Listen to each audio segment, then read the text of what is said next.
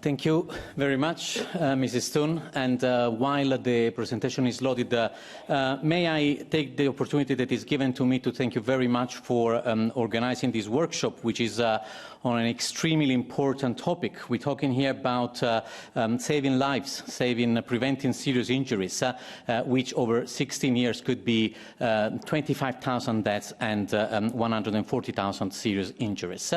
A very, very quick word about the European Transport Safety Council. We are the leading NGO on transport and road safety, and we've been here for more than 25 years, and we represent 60 organizations and more than 200 experts.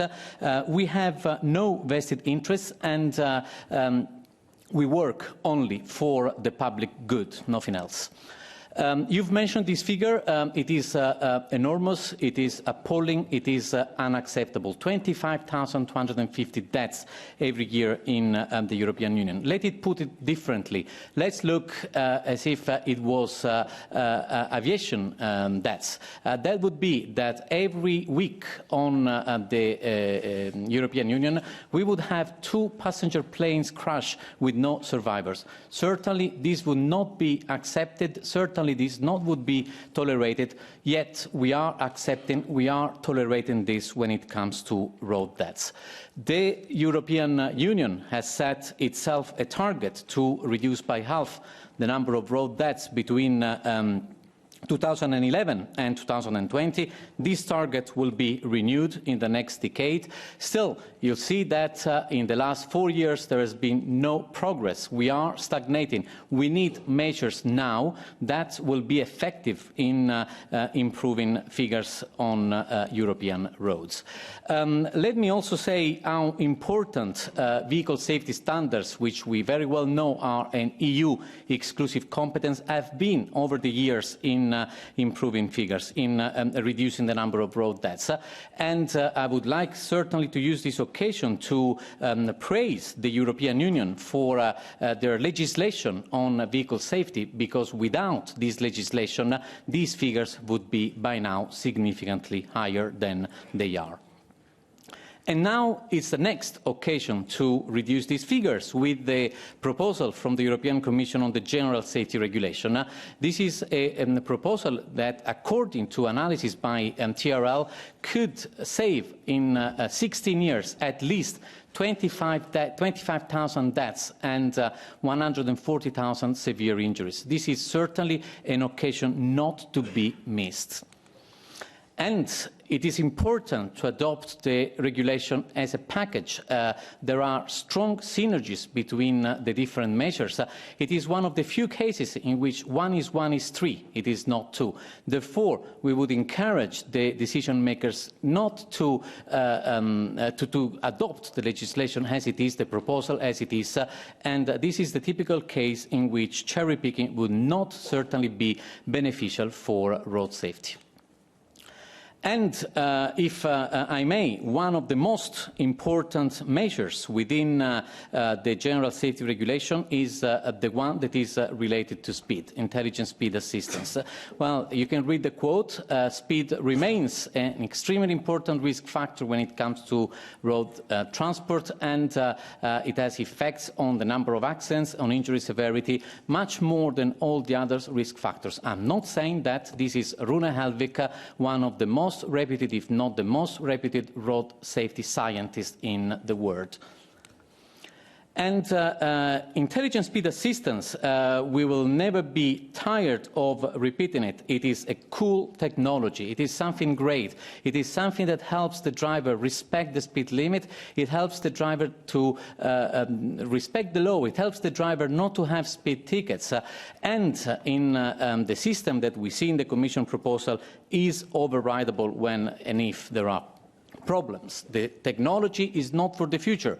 The technology is there, and it is already available on various models already on the market, and it will be available on all new London buses. So again, the technology is great. The technology is something that drivers will and do like already when they have it.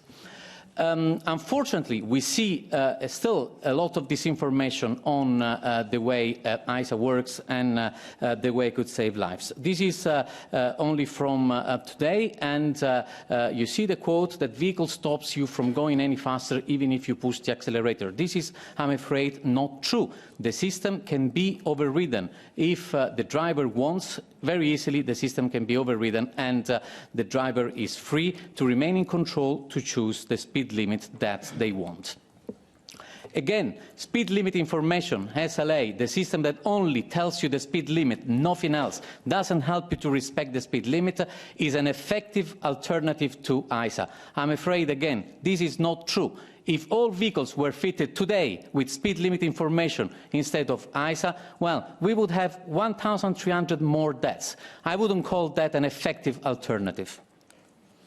And ISA has been tested on real worlds. Well, the ISA system showed an accuracy of 90%. We believe it's higher than that. In any case, for that small remaining 10%, the system remains overridable, and if the speed limit does not correspond, the driver can override it.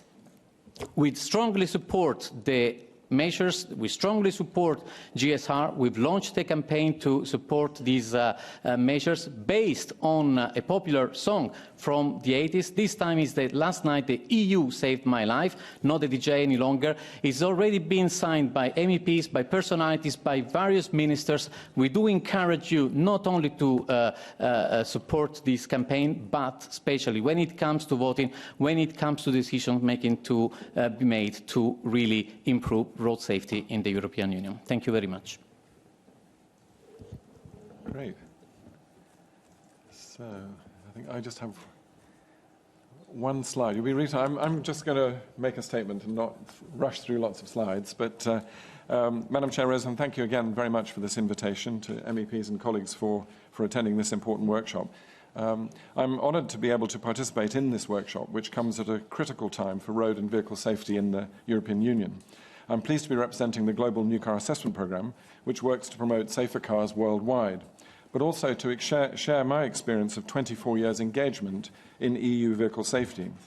In 1994, I led the Brussels Representation Office of the FIA, and in 1996, I became a founding board member of the European New Car Assessment, Euro NCAP. With that background, I'd like to pay a special tribute to the crucial role played by the European Parliament over 20 years ago in mandating a huge improvement in passenger car safety. This October was the 20th anniversary of the entry into force of EU crash test standards for front and side impact. These 1998 regulations massively improved occupant protection by then applying state-of-the-art crash test procedures, notably the offset deformable barrier, which is the picture at the top there, for frontal impact, which was designed to replicate real-world crashes and prevent life-threatening intrusion into the occupant compartment. This also became the benchmark for Euro NCAP's consumer test, first released in 1997, but run at a higher speed of 64 km/h.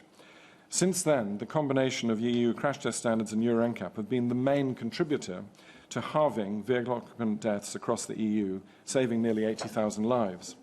This success came about because of the European Parliament. Lobbying by car manufacturers in the mid-1990s had persuaded the European Commission to delay the introduction of the offset deformable barrier and weaken the side impact test too. But in the Parliament, led by its then rapporteur Alan Donnelly, this was decisively rejected, and the Parliament successfully strengthened the Commission's original proposal. Tens of thousands of lives and serious injuries have been avoided because of these actions and the Parliament's unwavering commitment to high levels of consumer protection.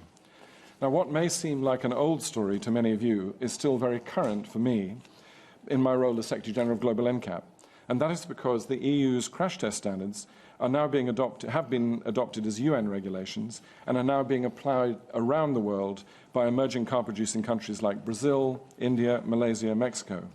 This is really important, as today some global car makers are still willing to sell new cars that fail to meet those 20-year-old standards. And the choice there is the yellow one is a current vehicle, that one is a 20-year-old one, the one below, that obviously is performing very, very badly.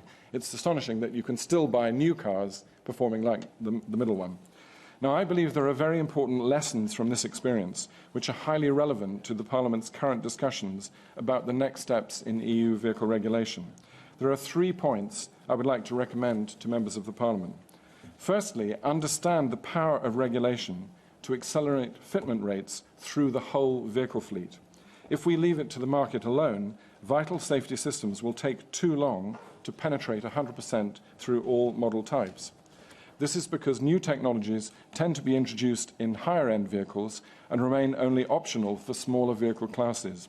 But very often, the most at risk in road crashes are indeed those in smaller vehicles.